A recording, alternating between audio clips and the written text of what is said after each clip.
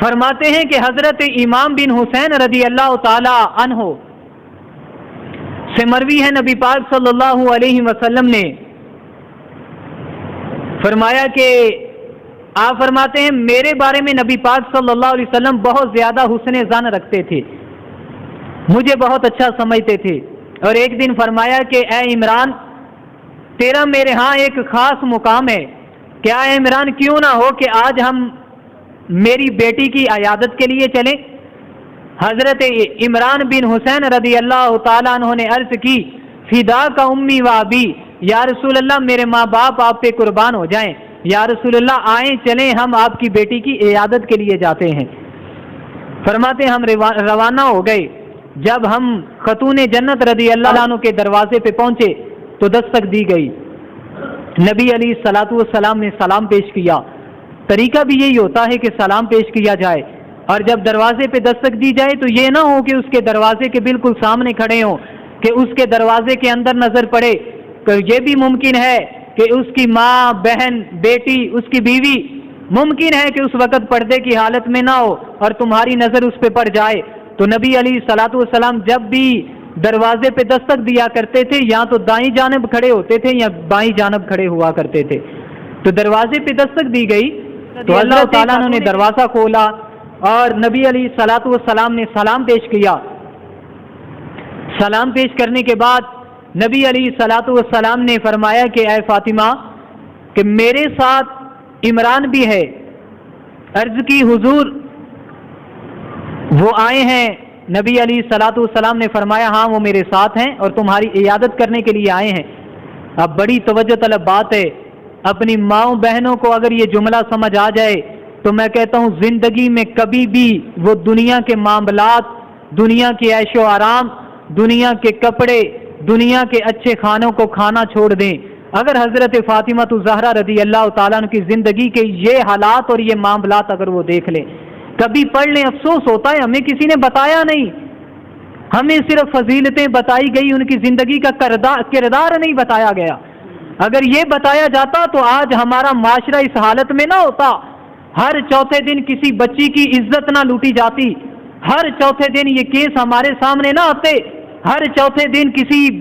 کی بیٹی کی عزت پامال نہ کی جاتی، ہر چوتھے دن کوئی نئی سے نئی کوئی بات دردناک ہمارے چند سال پہلے کی بات ہے، اپنے بزرگوں سے سنتے ہیں، کہا کہ جب کبھی ہم کھیتوں میں ہوا کرتے تھے، پتہ لگتا کہ دور سے کوئی عورت آ رہی ہے، ہم کتنا رستہ چھوڑ کے دور ہو جاتے تھے، یہ کہا کرتے تھے کہ فلاں کی عزت آ رہی ہے، ہمیں حکم نہیں کہ اس پہ نظر ڈالے،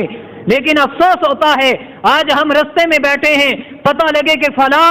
عورت آ رہی ہے، ہم وہاں سے چھوڑ کر اس کے رستے میں سامنے آ کے کھڑے ہو جاتے ہیں۔ آج ہم لوگوں میں یہودی لابیوں کی اتنی تربیت آ گئی کہ ہمیں ماں بہن کی تربیت ختم ہو گئی، ہمیں نبی علیہ الصلوۃ والسلام کے درس سے دور کر دیا گیا۔ تو رب ذوالجلال کی قسم ہے اگر حضرت فاطمہ الزہرا رضی اللہ تعالیٰ عنہ کا ایک جملہ ہمیں سمجھ آ جائے تو رب ذوالجلال کی قسم ہے قیامت تک کے لیے کوئی بھی عورت کسی سے اپنی عیائش نہ مانگے، اپنے زیادہ ضرورت سے زیادہ کپڑے نہ مانگے، ضرورت سے زیادہ کھانا نہ مانگے۔ فرمایا کہ جب دروازے پہ دستک دی گئی تو نبی علیہ الصلوۃ والسلام نے پوچھا، فرمایا کہ میرے ساتھ عمران بھی ہیں۔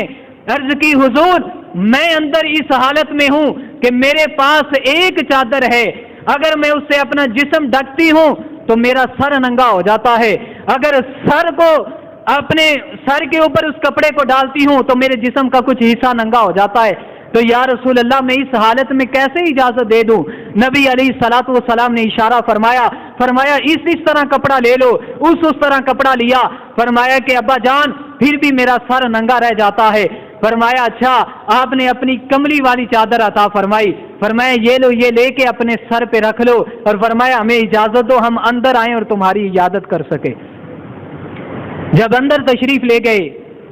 اندر جانے کے بعد حضرت خاتون جنت رضی اللہ تعالیٰ عنہ سر جھکا کے بیٹھی ہیں، نبی علیہ الصلوۃ والسلام نے فرمایا بڑی توجہ طلب بات ہے، فرمایا بیٹی کیا حال ہے؟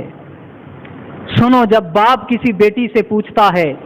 ان سے پوچھو جس کی بیٹی اس حالت میں ہوگی، میں کہتا ہوں وہ نبی ایسا ہو کہ اگر اللہ سے دعا کرے تو اس کے ساتھ سونے کے پہاڑ چلنا شروع ہو جائیں، فرشتے ان کے ساتھ سفر کریں. اللہ کے نبی ایسے ہیں جن کے ساتھ فاطمہ بنت محمد آیا کرتا ہے. یہ شان کسی کو عطا نہیں کی گئی. وہ بیٹی سامنے بیٹھی ہے اور وہی باپ جسے محمد الرسول اللہ صلی اللہ علیہ وسلم کہا جاتا ہے پوچھ رہے ہیں بیٹی بتا تیرا کیا حال ہے. عرض کی ابا جان میں 2 طرح کی تکلیف میں مبتلا ہوں. ایک یہ ہے کہ میں بیماری میں مبتلا ہوں, مجھے بیماری نے جکڑ کر رکھا ہے. دوسرا یہ ہے کہ بھوک اتنی ہے, کتنے دن گزر گئے ابا جان میں نے کوئی چیز کھائی نہیں ہے,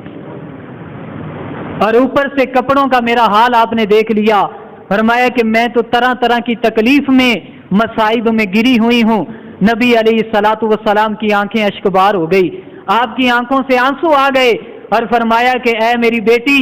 تمہارے اللہ کے ہاں میرا اجر تم سے زیادہ ہے. یہ حدیث کے الفاظ ہیں کہ میری بیٹی اللہ کے ہاں میرا اجر, میرا رتبہ, میری شان تم سے زیادہ ہے. لیکن پھر بھی سوچو میری بیٹی میں نے بھی 3 دن سے کچھ نہیں کھایا, میں بھی 3 دن سے بھوکا ہوں میری بیٹی. اور نبی علیہ الصلوۃ والسلام نے ان کے کندھوں پہ ہاتھ رکھا اور فرمایا اے میری بیٹی تمہیں خوشخبری ہو, اللہ نے تمہیں جنتی عورتوں کا سردار بنا دیا ہے. تو حضرت فاطمہ الزہرا رضی اللہ تعالیٰ عنہ نے عرض کی کہ ابا جان تو پھر حضرت آسیہ رضی اللہ تعالیٰ عنہ اور حضرت مریم رضی اللہ تعالیٰ عنہ انہیں کیا عہدہ دیا جائے گا؟ فرمایا میری بیٹی تم اپنے زمانے کی عورتوں کی سردار ہو, وہ اپنے زمانے کی عورتوں کی سردار ہیں. اور اس کے بعد نبی علیہ الصلوۃ والسلام نے فرمایا میری بیٹی تم حضرت علی المرتضیٰ کرم اللہ کے ساتھ خوش رہنا, اپنی زندگی ان کے ساتھ خوش گزارو. تم نہیں جانتی علی وہ ہے جو دنیا میں بھی سردار ہے اور آخرت میں بھی سردار بنا دیا گیا ہے. فرمایا تمہیں وہ شوہر عطا کیا گیا ہے جو دنیا میں بھی سردار ہے اور آخرت میں بھی سردار ہے. تو شاعر نے کہا آؤ در زہرا پر پھیلائے ہوئے دامن, آؤ در زہرا پر پھیلائے ہوئے دامن, یہ ہے نسل کریموں کی لج پال گرانا ہے, ایک میں ہی نہیں ان پر قربان زمانہ ہے. تو یہ شان ہے حضرت فاطمہ الزہرا رضی اللہ تعالیٰ عنہ کی. اب ذرا سوچیں اپنی زندگی میں کبھی نظر ڈال کے دیکھیں کہ ہم لوگ بھی, ہماری مائیں بہنیں اس طرح زندگی بسر کر رہی ہیں. اگر دیکھا جائے ان کے پاس الماری میں کوئی 10 قسم کے سوٹ لگے ہوئے ہیں, 10 قسم کے کپڑے لگے ہوئے ہیں, مہنگے ترین کپڑے لگے ہوئے ہیں, لیکن اس کے باوجود بھی عورت کی اپنے خامن سے یہی بار بار شکایت ہوتی ہے کہ یہ تو میں نے فلاں جگہ پہنا تھا, میرے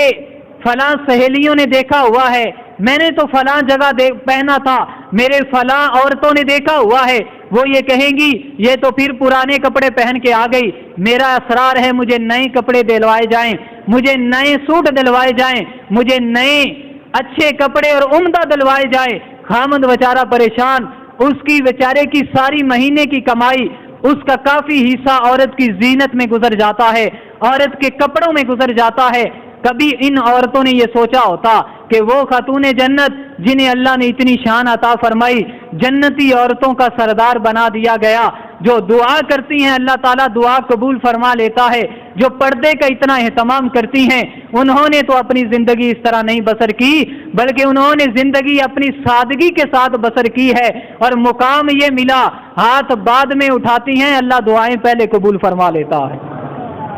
یہ درس دیا گیا, یہ اہتمام کیا گیا. تو یہ شان کیسے ملی ہے؟ اسی طرح غربت اور تنگی میں زندگی گزار کے, اور آج ہمیں طرح طرح کی عیائش ہے. اور اللہ کی قسم اگر اپنی ہم بیٹیوں کو جب گھر سے اٹھاتے ہیں, کبھی انہیں یہ بھی درس دے دینا کہ اے میری بیٹی سن, نبی علیہ الصلوۃ والسلام کی بھی اس طرح بیٹیاں تھیں, ان میں سے ایک بیٹی تھی جن کے بارے میں فرمایا فاطمہ میرے جگر کا ٹکڑا ہے, جس نے فاطمہ کو ناراض کیا اس نے مجھ محمد کو ناراض کر دیا, جس نے فاطمہ کو راضی کیا اس نے مجھ محمد کو راضی کر دیا. فرمایا اس بیٹی کی زندگی پڑھ کے دیکھو کہ جہیز اتنا عطا کیا تھا, اور جب ضرورت پڑی غربت اتنی آ گئی, لیکن انہوں نے شکایت نہیں کی, بلکہ یہی ہوتا تھا کہ اے میرے مولا تو نے 2 وقت وقت کا کھانا عطا کر دیا، میں تیری اس رضا پہ بھی راضی ہو گئی ہوں۔